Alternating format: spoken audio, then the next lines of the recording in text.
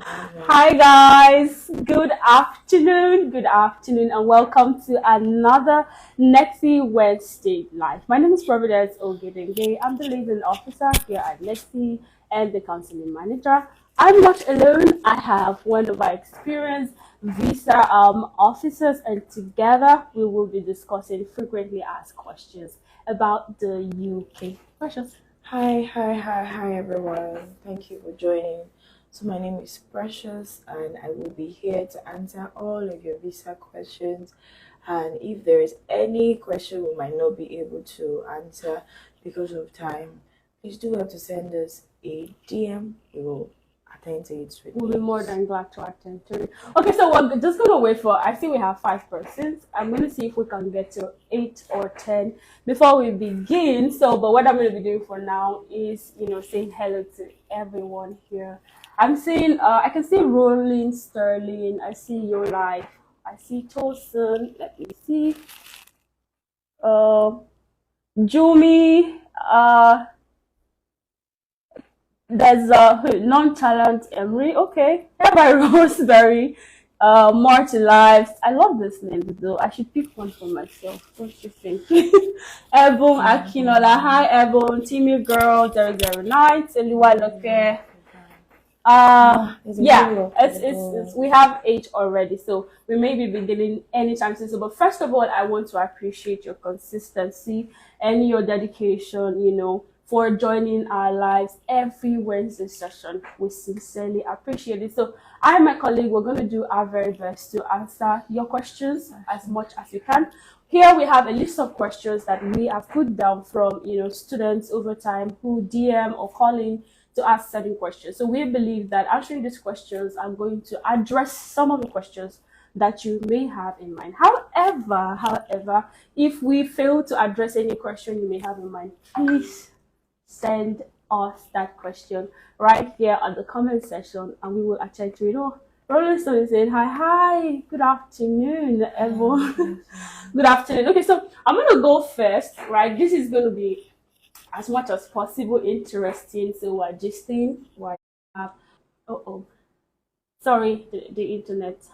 Okay, so I'm gonna repeat. Next concept is a travel and educational consultant with an ample experience of professionalism in this industry for 10 whole years. So over the years, we've been able to process over 5,000 successful applications, not mentioning visas, all right? Not mentioning visas.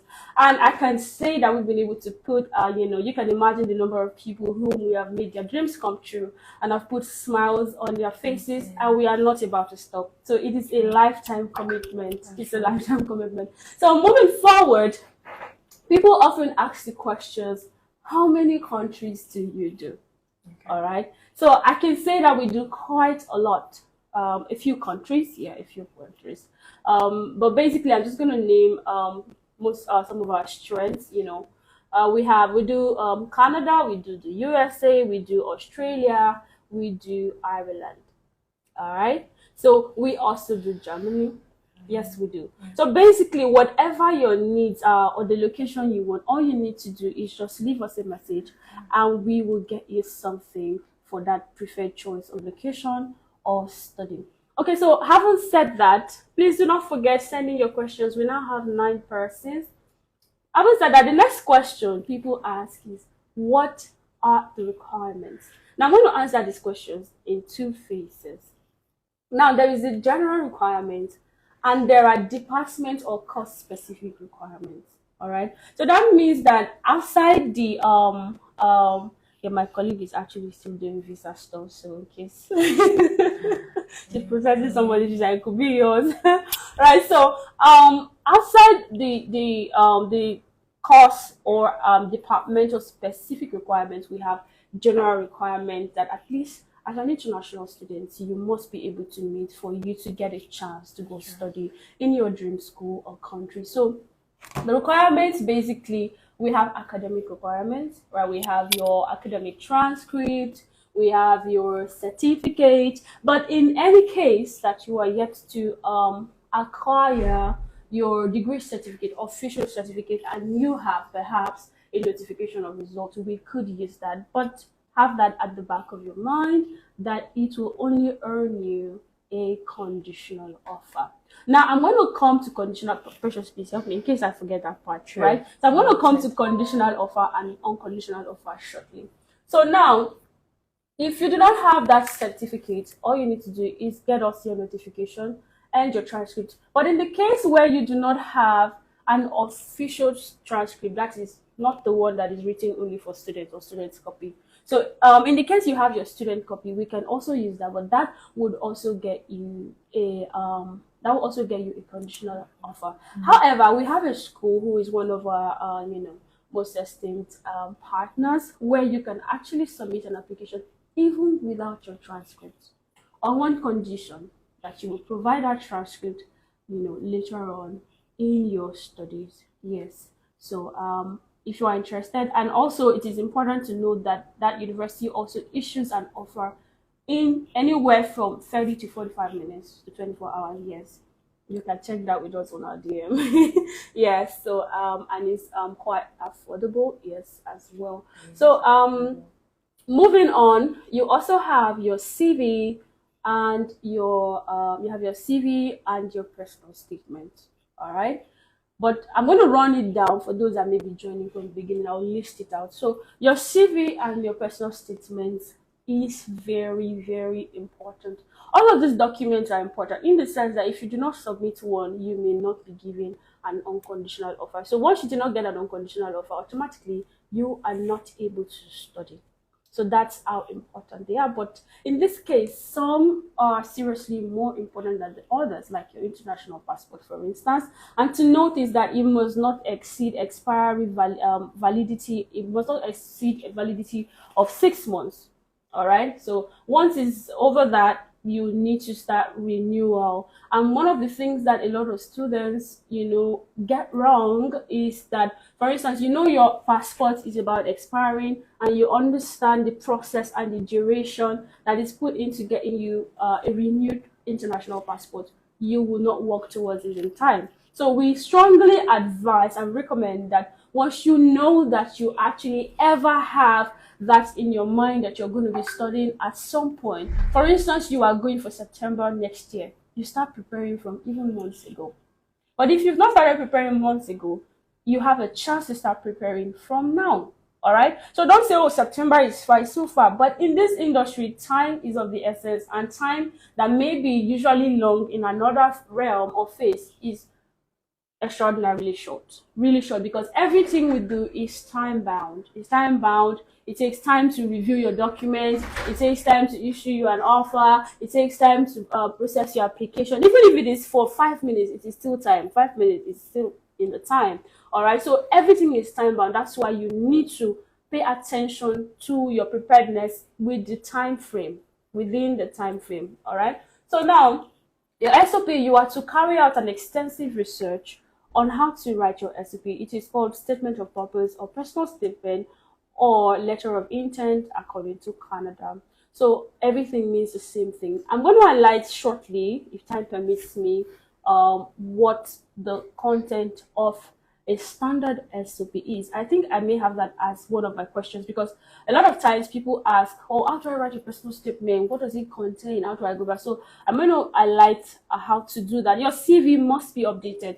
Why should your CV be updated? Your CV is your assistant document, the one that assists. Hi, really, Sterling. Okay, so that's the one that assists your personal statement. So your SOP is your chance to introduce yourself. So when I say introduce yourself, you're not just telling me about your name. All right, you're telling me everything that I need to know within that short period that's going to make sense to me. That's going to convince me to enter into a partnership with you. That's going to convince me to, offer you that job. Basically, that's a sell yourself. Then the CV is also a sell yourself. Sell yourself experience-wise, either academic experience or professional experience. So these two documents you're not there when they're reviewing it. So these are the things that speak on your behalf. All right, they speak on your behalf to your tutor or the person that is reviewing your application, for them to understand. It's the first and introductory phase of who you are to this person. All right. So if you are able to defend that, then you stand a chance to get an offer. And I said that, I think I've said that a couple of times, that every country has a mindset. You don't have genuine intention. You just want to run away. So your SOP is the document to convince them, no, I have genuine intentions. Yeah. And it's not just enough for you to say I have genuine intentions. It is for you to prove it with time frames. Oh, I've been able to do this with my experience here and here. I think I have, don't even use the word I think, I believe that I have all it takes to be a good fit for this course. I have a background in this, and which is in relation with so and so course module. All right. Yeah. So basically, that's how you do it. I'm already getting carried away. Precious, hold me. Okay, so let me just wrap up. Sorry. Let me just wrap up, right, very quickly. So you have your academic requirement as your CV, your SOP, your degree certificate, your transcript, your recommendation letter, work up professional letters. It's very important, all right? Work up professional letter, okay. Okay, hi. So you have your YX certificate as well. That is where you prove your English language experience. So I'm going to let Precious, Okay. Probably has said a lot, and I'm very sure we're following and we're learning. So I'm going to be taking the visa aspect of the questions that are frequently asked. So I have a list of questions here. I might not be able to go through all, but I'll start with the most important. So usually when we get people applying for study visas, I would like to state that study visa is we can only put in a study visa after you've gotten an offer. It's just like saying, do you process work visa? Work visa is only when you have gotten a COS for the UK specific. So study visa is for only those that already have an offer and they already have their CAS, which is confirmation of acceptance, and have probably paid their initial tuition deposit, just if the school requires that. So other questions that we usually get is, how much does the entire process cost? How much is IHS? IHS simply means International Health Surcharge. Can I go with my dependents? Now, very important, because we are specifically talking about UK. You can also reach out to us for other countries, which we also do, as Providence has said, Canada, Ireland, Australia, and Germany, and just reach out to us for other visas. But other questions that we also get is, how much does the entire process cost? How much is IHS? Can I still go with my dependent in 2024? No, you cannot go with your dependent in 2024 because the UK has scrapped out dependent visa. However, you can still go as a student, and maybe if you can get a job after that, you can now invite your dependent over. Is TB test compulsory?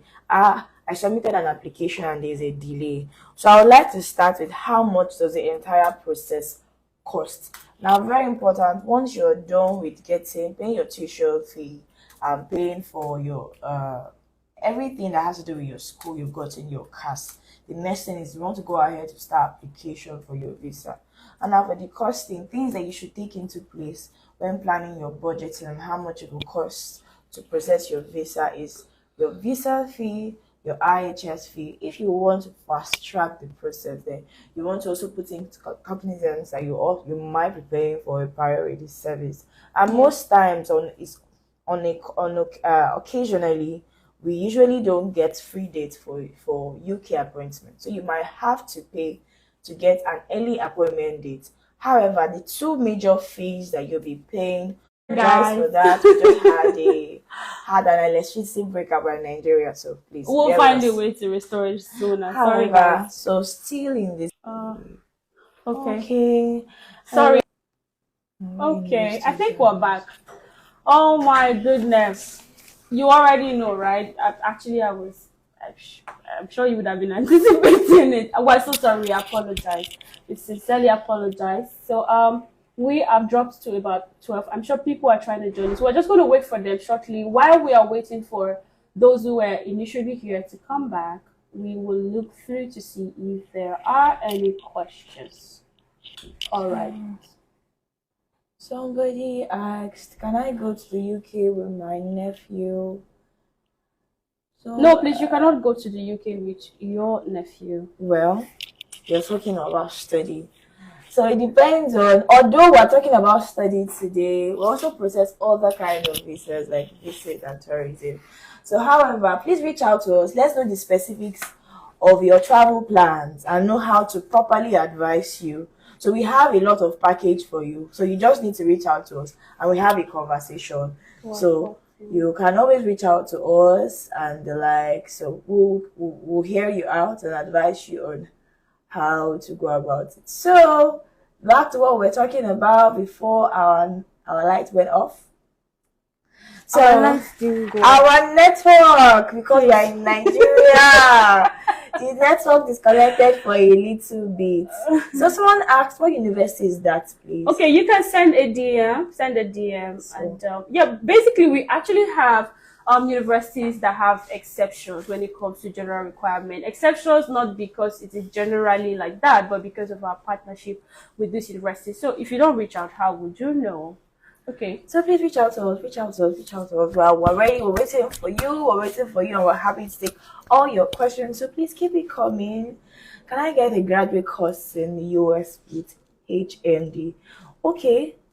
Well, basically, now there are various study routes that one needs to take when they are to study abroad. Now, so there are those who, when you meet the entry requirement, you go for a direct master's. So when you do not meet an entry requirement, for instance, you have an HND, you do not have a PGD, you can do courses like courses like postgraduate diploma or postgraduate certificate, and in the case of the US is this called the associate program. However, there's a clause there we do not usually advise that students do the associate program because of visa purposes. You wouldn't want to be denied visa because it is often difficult to convince while you are coming for that program at the time. Okay. Sorry, we're trying to check through for more questions.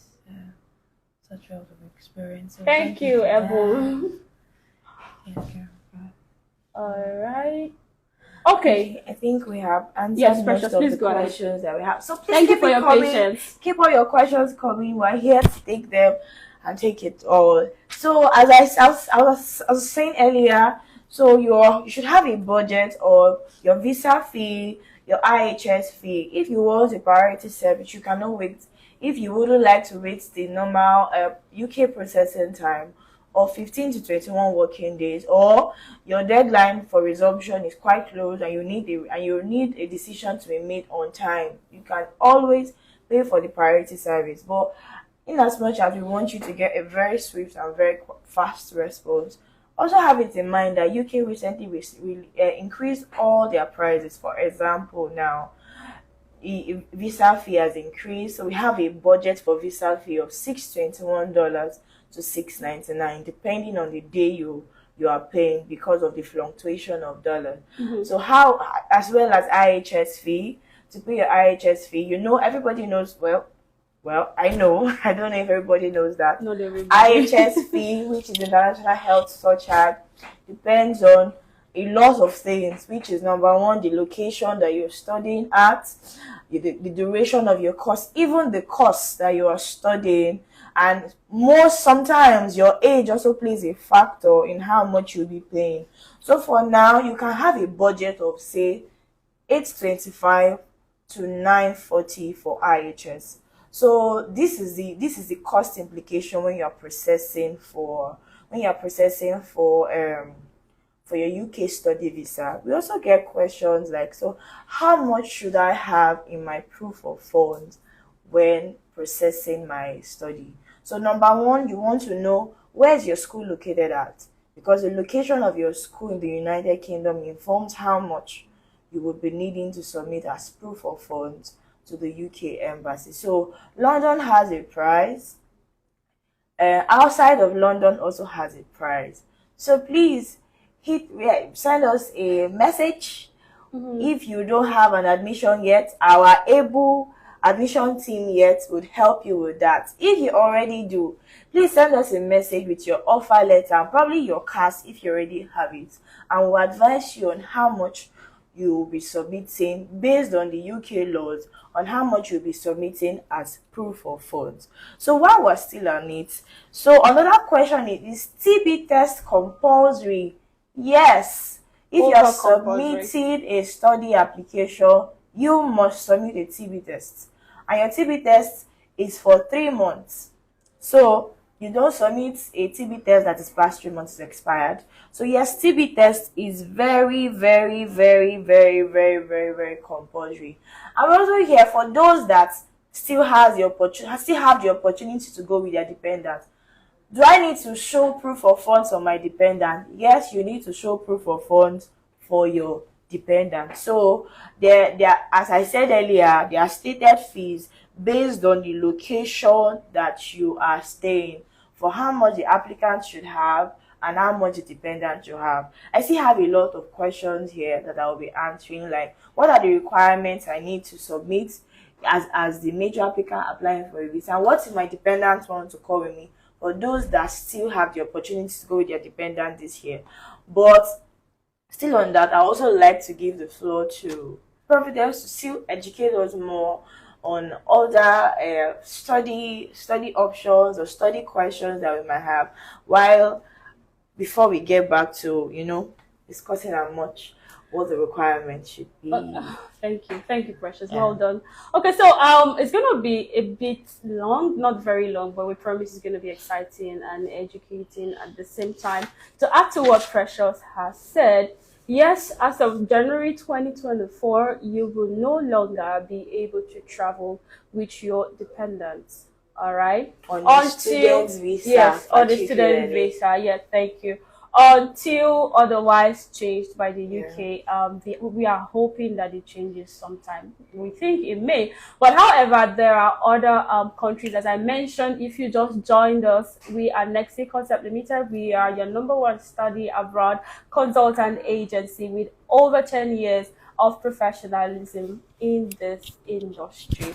All right, so we do countries such as the USA, Ireland, Canada, Australia, Germany, Netherlands, just name it. All you need to do is send us a DM, tell us the location where you will want to study, tell us the course. Should you not know the course you would go for or the location, leave that to us. It is totally our job, and we'll be more than glad to assist you. So moving forward, Precious did mention that your cost of living is location dependent. That means that it is determined by your location. So for the UK, as she was stating earlier, if you are to be living in outside London, you'll be paying £9,200 and £7, right? So if you were to be studying inside of London, you'll be paying £1,206. That's £12,006. So a lot of students over the years, especially in the admissions department, just say, oh, I want to go to school. They just pick a particular school, so they do not discuss. They are not location specific. All right. So or some of them just apply on their own, and then when you are telling them, when you're calculating that financial obligation, they're like, wow, why is it that expensive? And the question that comes to mind is, oh, you didn't know? And a lot of them often say, oh, I didn't know. All right, so basically, asking questions, and guess what? Our consultation is totally free. So don't restrict those questions. Don't hold back to it. Just ask any question, and we'll respond to you. So a lot of times, students get stuck even in the middle of applications if they had started the application themselves, because they do not have these answers at the tip of their fingers. They do not have this knowledge. So that's why you contact us. So now moving forward to where I stopped earlier, I talked about how people often ask the countries we do, which I've talked about, and I also talked about the requirements. And I told you that I'm going to answer the questions in two phases for requirement. There are general requirements and there are course or department specific requirements. Now your course may require you to have a 2-1, all right? Or your course may require you to have a 6.5 each band for your IELTS, and it may even require you to take an IELTS. So you need to understand, when you're carrying out research, you do not just look at general requirements. If you have a school in mind, go to the website of that school and put in requirements. All right, you see specific requirements. So, but if you are not quite sure on how to do that, you can send us a message. Oh, I have this school in mind. I do not know the requirements, and we'll be more than glad to assist you. So, moving forward, I hinted on the personal statement, but to know or figure out what is a standard personal statement, you have to be able to carry out a brief introduction. The introduction must be precise, must be full of knowledge, must show your perspective on global matters or the course you're going for. Just basically use it to show your wealth of knowledge. Yeah, just display it a little bit. All the knowledge, either maybe in the course you are going for or in global politics or global economy. You understand? So after the brief introduction, you can talk about the course. All right. Talk about your relevant experiences, what you studied previously and how relevant it is, or whatever seminars or workshop or short certifications you must have gathered in relevance to that course that you are going for, demonstrating that as a result of this, you are a huge fit, the perfect fit for the course. So there are thousands of students who make application. Now, what stands one out above the other is the quality of their documentation. And that includes your SOP. Okay. All right. I did mention that an updated CV is very important. Very, very, very, very important. Because if you do not update your CV, because I've seen cases where students, I'm trying to rush now, sorry. I've seen cases where students do not fail to update their CV and then the school sends them notifications. Yeah. Some of them are even issued offers, but they do not know because that message is sent to the wrong email. They no longer use it. So that's why it's important before you put in an application, check your document, update where you need to update, proofread your SOP, ask someone else to read for you, and correct. Make sure that you correct your tenses, your grammar, everything is on point. So you talk about your educational background, your professional background, and then you're going to talk about why you chose the school, why you have chosen the course. All right. What is your future prospect? Yeah. Talk about the course module is very important. So if you can talk about the course, it's not just I have reviewed personal statements where students just copy from the website. And mind you, I can tell when you copy. So if I can tell when you copy, now imagine the school who put it in their website. So they're just going to catch you at the blink of an eye. So do not engage in plagiarism. Yes, there may be some schools who have a little less hold, yes, lenient on that. But then there are some others where if you send those kind of recipes, they will send it back to you in the sense that they will give you a conditional offer and they will tell you to rewrite it. Now, a student has been denied an offer based on the ground that, okay, you are sending an SOP to, let's say, BCU, for instance. You are applying to BCU, but then the SOP was addressing Bedfordshire, University of Bedfordshire. The student was rejected based on that. So you can never be too careful. You need to check and check and check. So not to worry if you do not know the guidelines or how to go about writing your personal statement, DM. I would say always DM, always DM. So while you have chosen the country, so you are actually expressing that you have a knowledge, you have done all of this is to show that you have done extensive research. You know where you are going to, and you know why you are going there, and you feel that it is the best option for you. So basically that's what it is. Moving forward, I'm going to talk about the admission process. What it is like, it's very simple.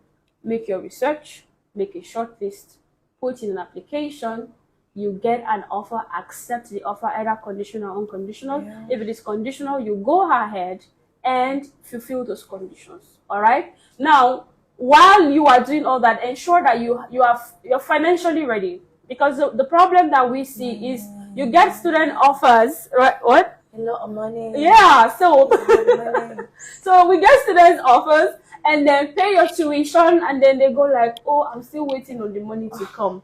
I understand that faith works, right? But faith without works is dead. I believe in faith too, right? But then we need to work while we are having faith. Faith without work is dead. If you're not working with your faith, it's just like you are just imagining. So ensure sorry. So ensure that you're financially ready.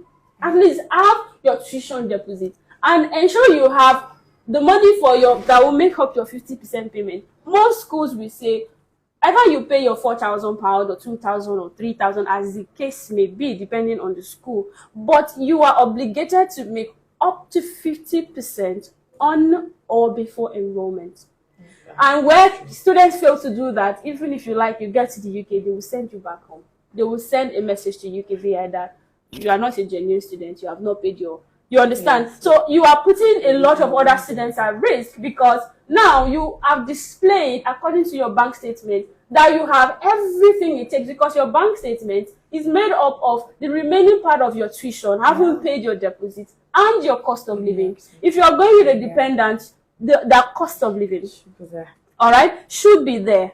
So you have already demonstrated, you even show a proven document, and you even told us as an agent that you have all the money, and we went ahead to put you through the process. So if it is now becoming an issue, but when there are unforeseen circumstances that are genuine, you can inform us about that, all right? But in this case, the school, they don't really want to hear any excuses, basically, because they gave you time, yes, and you actually provided an evidence. So that's why it is very important. Have your tuition deposit, have at least your 50%. Why is it important? Because the schools we work with accept instrumental payments. Okay. You can even get as much as 7 installments. All right, depending on the school. We have a school you can get 7 installments. I haven't made your deposits. All right, you spread it in 7 installments. There are some that you pay your deposit and then you pay up to 50% or 34%, and then you spread the rest through your course of study. So that means between when you enter, after you have paid the first 2, that's your deposit and your 50%, you spread it across. You can even pay it up until maybe 3 months or to graduation. So that's a lot of time. All right, so that is also a very important key to know. So once you get an offer, you accept it. If it's conditional, you meet the conditions. If it's unconditional, that's a great ticket, straight up. You don't have any conditions to meet. So what do? You go ahead and pay your tuition fees. Pay your tuition fees. We engage you in cash processing. You provide the documentation for cash processing. All right. So some schools use a cash shield, some use questionnaires, but in all of that, we are there to guide you. So they'll ask you questions to test your genuinity in coming for that, how prepared you are. Precious. Oh, sorry. I thought you would compose. Sorry, yeah, I'm wrong. Okay, so basically, yeah, that's all you need to know. Okay. All right, so you get your cards. Once you get your cards, I push you to this young lady right here. Yeah, she's just one out of the many experienced staff. So we have a lot of visa staffs. I'm just representing them all. Yes, yes. So we are. Once your visa sends to us, rest assured that you're in capable hands. So back to what I was saying before I moved to Providence. So these are the basic requirements that you want to have when you have now gotten your card and you have decided to move to visa stage. So number 1, and the most important of them all, is your 28 days bank statement. This cannot be overemphasized. Your bank statement has to be 28 days or at least 31. Please don't bring us a bank statement of 27 or 26 days. If your visa is denied, we won't be held liable. Yeah. Please, 28 days bank statement, very compulsory, and that has the exact amount that you would need. If you're the main applicant, your tuition fee balance for your year of study and your 1-year living expense has to be there for the duration of 28 days. Please and please, don't bring us a bank statement that's lesser than this. You'll probably get denied. No, it's not probably. You will certainly get denied. Not to just put it out there, but you probably get denied because the requirements are just there. You need a cash statement, which you should already have before you want to put in a visa application. So most times when you get your CAS, there are certain documents that are listed on the CAS for you to include in your visa application. Most times it is not listed. Sometimes it is listed, but however, the larger the documents, the better. We still advise that the students upload such. So examples of such documents are your degree certificates, your WAEC, NECO, or English test, whichever one you used while you were submitting your study application, and your academic transcript, not a student copy. Please, academic. As I said before, your TB test, which still has at least, which is within the 3-month validity period. If you are married, you're a married male, and you stated that in your CAS, although they've taken out the dependency stuff, you still have to add your marriage certificate. If you're a married female applicant, you want to add your marriage certificate, a newspaper publication stating your change of name, or an affidavit of change of name. It's also advisable, not compulsory. You can also add a family photograph if you have any of those. Then, if you have a large study gap, maybe you left school in 1998 or 2003, you want to go and study in 2023, please write an explanation for study gap. Most times we will collect CV, but it is not so burdensome on the applicant. We usually just ask that you write a study gap. Now, this, you can write a study gap, or you can send us an employment letter of all the places you reference that you've worked at, or your work reference letter, even and as well as your NYC certificate. If you're a business owner, probably you've been running a business since you left school, then your CAC will do. But please, the CAC should be active and verifiably so on the CAC website. And another most important, we can apply for a visa without your passport data page. So we need your passport data page, and if you have other travel histories, you can also send the same. So because we still have 2 months in the month of 2023, and we currently have a school that is still admitting students for December intake. So you still have an opportunity to travel with your dependents. Please hit us up. We're waiting for you. To add to that, thank you, Precious. To add to that, now note that you ought to have had your proof of fund ready, because as she stated, it's 28 days, minimum 28 days. So now this is November and December is next month, just a couple of weeks. So you ought to have had your proof of fund ready, and you need to have your tuition deposits and prepare to pay via Flywire. It is sure and it is very fast, so it gets to the school in time. Yes, please. Okay, so this next requirement, right, is for applicants that are already in the UK, but they now want to bring in their dependents.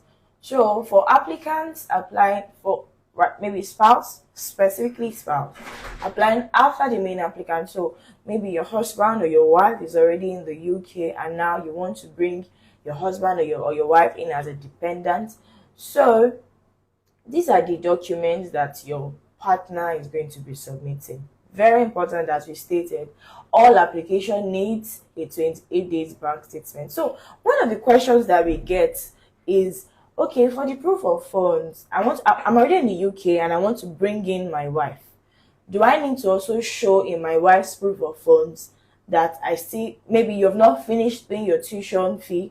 Do I need to show, because when you apply for your own, you show that you had your balanced tuition fee and your living expense. Do I need to still show that for your wife? Now, this is very subjective per applicant. Now, it depends on when you arrived in the UK. You might not need to. But if you've been in the UK for more than 3 months, then no, you wouldn't be showing your balanced tuition fee.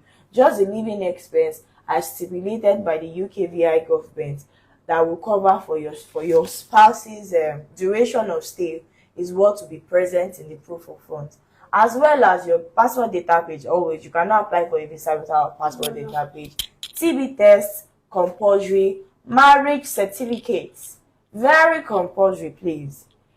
It's a proof. There are other categories of visas there are other categories of visa type, like an unmarried partner, but that is a whole lot another ball game. Probably we'll hold another live for that, or you can contact us directly for that. But for now, we are dealing with people that are legally married. Please, legally married, not church certificates. Legally married. If you are in Lagos, maybe Ikoyi registry or whatever people get married. Then if it's a female, we need a change of name and the likes. Then you need a family photograph. And very recently, if you're going to join your partner over, probably your partner has gone maybe 4 months, 5 months, we need proof of continual communication. Example, chat communication. I usually advise people to send chat communication with timestamps. Timestamps to show that, because it's very important. UK government usually asks for that when you are filling the form. They'll ask you a question like, have you been in communication with this person even while the person was gone? Can you submit proof? So the proof will be your chat communication, your call logs, maybe the transfer transactions, monetary transfers, and the likes. Anything with the proper timestamp that shows that you guys have been in communication within this duration.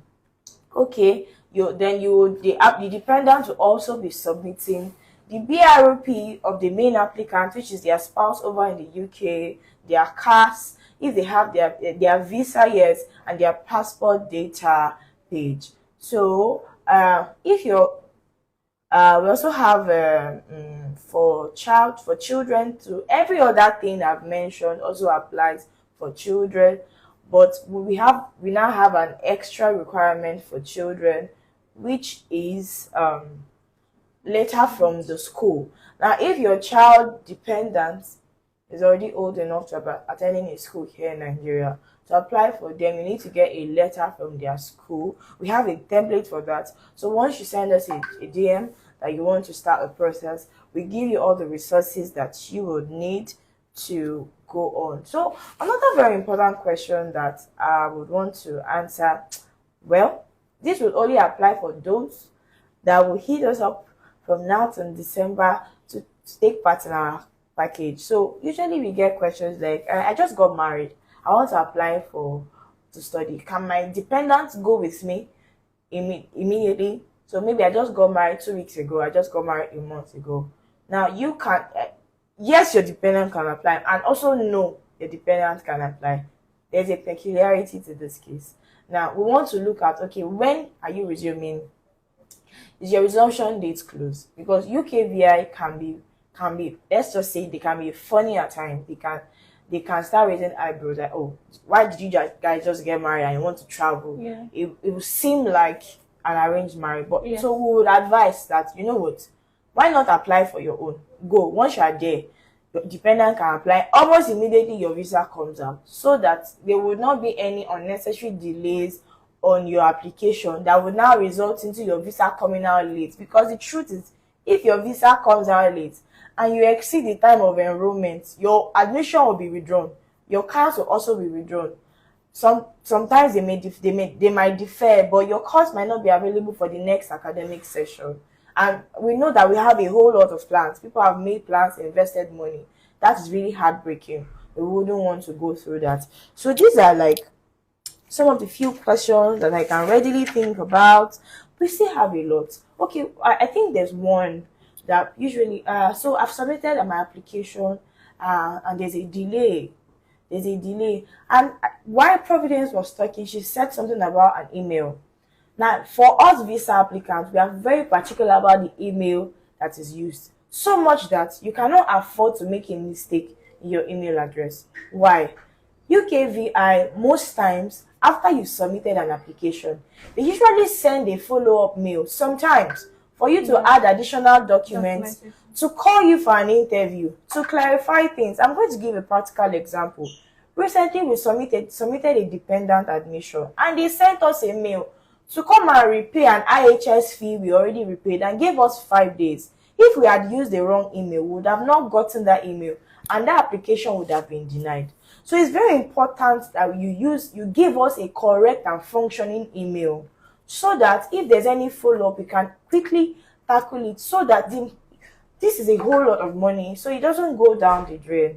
So that aside, and sometimes when you get a delay from the UKVI, the delay is not because something wrong has been done on your application. We have an explanation of where one of us here properly explained what an NSF mail means from the UKVI. It doesn't mean that something wrong has been done on your application, or the visa officer working on it made a mistake, or no, it's just that they want to take more time to look at it. Sometimes they send you the mail to let you know that, oh, the duration that we said we're going to be giving you a response is not going to come through. Sometimes they want to call you for more interviews. Sometimes they're asking for more documents. So please do not panic. Do not panic. And in a situation where, just like what happened to me, where they asked me to ask one of my clients to pay for an IHS fee that they've already paid for. What I just did is I responded to the email with ample proof that we've paid the email, and they gave us a response that, oh, it was a glitch in their network and it has been rectified. So when things like this happen, please do not panic. If you do not know how to go about it, you can always reach out to us. We'll give you professional advice and I'll probably help you navigate your way through. But when there's a delay in your visa application or the outcome, please do not panic. There's always a way out. There's always a way to handle it. There's a way we can contact them with proper explanation, proper proof, and demand that they give us an answer for why there's a delay. So, well, I would love to believe I've done a good job, but but however, please do know well that we do UK study visas. We also do other countries. We also handle Canada, Ireland, Australia. We also do other kind of visas like visit visas, tourism. So please hit us up anytime. We're here to take your questions, take your calls, everything you will need, your inquiries. And do not forget, our consultation sessions are free. So please come with all your questions, come with your backload of questions. We're here to answer. You have a big team, an experienced and large team to take your questions and to probably navigate you through the process. Well, I didn't start, so let me start by thanking you for joining our live and seeing us fit to want to help you through this process and to navigate your way. So thank you very much. My name is Precious once again. Okay. All right. That's all for Precious. I'm going to quickly wrap this up. We're out of time, so we can get time to go through your questions if there are any. So I'm going to quickly tell you about Canada, UK, Ireland when it comes to tuition fee. So for the UK, you would budget anywhere around the ranges, not your budget now, because the school you may be going to may be the one that requires a higher tuition fee. So the ranges you need to know is that for the UK it is 11,000 pounds and above, down to 14,000 depending on the course and the school. Now note that MBA courses and health related courses or IT engineering courses, basically majorly science courses, may be on the higher end of that range. So for Canada, you have to know that the range is anywhere from 18 to 24 to 38 and above per year, because most of the master's courses are usually for 2 years. Now, bank statements duration for Canada is 6 months. Bank statement duration for Ireland is 6 months. For the UK, she already mentioned it, but just to reiterate, that would be minimum 28 days. So now the question that most people will be asking is, okay, did I tell you tuition for Ireland? Yes, 11,000 euros and above depending on the school. We should be holding a live session that will be dealing specifically on the tuition offers that we have from our partner universities in Ireland. I'm sure you will totally love it. All right, so moving on, people often ask, are there job opportunities, let's say the UK or Canada? Anywhere there are job opportunities. Now, this almost every university, if not all universities in these locations, understand the importance of employment. All right, so there are ample jobs for you, even if you want a carpentry job, whatever job that you are looking for, and you get well paid jobs per hour. All right, you get well paid jobs, per hour. However, you are not to state, should you be going to a school where you have pre-CAS interviews. That is pre-CAS. That's before you get your confirmation of acceptance for study. Some schools require you to do have an interview. All right. So that, not to worry, we also do free prep or mock classes for students who are going to such schools to prepare them. There are jobs in any location you are looking for. Trust us, we've been in the business, so we know. Actually have about 2 students, one for the ENU and another for the University of Hull. All right, one of them got 9 job offers. Wow. Yes, respectively. It was as though it was a competition. One got 9, one got 10. All right, so and one had a job with Barclays Bank. Wow. I mean it. Had a job with Barclays Bank. So there are options depending on your experience. What can you do? Nigerians are smart people. They're intelligent people. So as long as you're smart, you're intelligent, and we are hard workers. What is it in the UK you will not get a job that pays you? Or in the US or in Canada or Australia? So there are job sites that you can check. You can check, Indeed, both for Canada, for UK, you can check Indeed, you can check Job Bank, GC.ca. There are various, or you can just go to Google and make sure that the website is genuine, or check websites. There are even websites that are in partnership with some of these universities where they will tell you the jobs that are open. All right. So moving on, can I get a cheap tuition fee? Yeah, or deposit? My answer is no, you cannot get a cheap tuition fee, but you can get an affordable tuition. No school is cheap. How can you even say £10,000 is cheap? So no school is cheap. You can get anything. You can get a tuition fee that fits your budget. So when you come to one of our experienced counselors, one of the first questions they will ask you is, what's your experience, education wise, work wise? The reason they're asking is for them to be able to decipher if you meet the requirements of that course you say you want to go to. Now there are students who just come, I want to do MPH, that's Masters of Public Health. And the first question you ask the student, what's your experience? Oh, I studied mechanical engineering. Okay, that's not a problem. Where have you been working? What's your work experience? Oh, I've been working at a construction organization or company. My brother, my sister, that course, it didn't be for you. So, but you wouldn't know, you have to come to us. So we'll guide you. That's why we ask those follow-up questions. When you come to us, we welcome you and we ask you follow-up questions. What are we doing? That we are trying to diagnose, in this case, what the right medicine that we should give to you. What is the right solution for you? All right, moving forward. Yes, you can get deposits from anywhere, £3,000, £4,000, 5,000, or even 50%. All right, yeah. So basically, so for those schools, most of those schools that require you to pay 50% as a deposit, that means that you spread the remaining 50% across your period of study. So it's like you are paying and resting for a while, a short while, please. All right. Okay. Yes, we do have schools that have great installment plan. I did mention at the beginning of this live session that we have even a school that offers you as much as 7 installments, and on top of that, they give you £5,000 discounts. All right. Can I go with my dependent for pre-masters? Yes, you can. For the UK, even for Canada, yes, you can. I did address that shortly. So, but just to wrap it up, you can go with your dependents if the UK changes their mind. All right, for if you're going to study, if they change their mind. But before now, because they still do, yes, you can go with your dependent. All right, yes, you can. Is there an age limit for masters? No, there is not an age limit for masters. You can be 50 years old. All you need to do now, what denies you is your ability to be able to convince, the school or even visa, right? To convince that you are a genuine student, you have genuine reasons. So that means you have to cover up every gap from day one. All right. So for the past 10 years, what have you been doing? For the past, let's say 47 years, let's leave the early years, like maybe from maybe 0 to 12, but ever since you became an adult, right? What have you been doing? You need to be able, after school, you need to be able to cover up for all of that. Do you offer scholarships?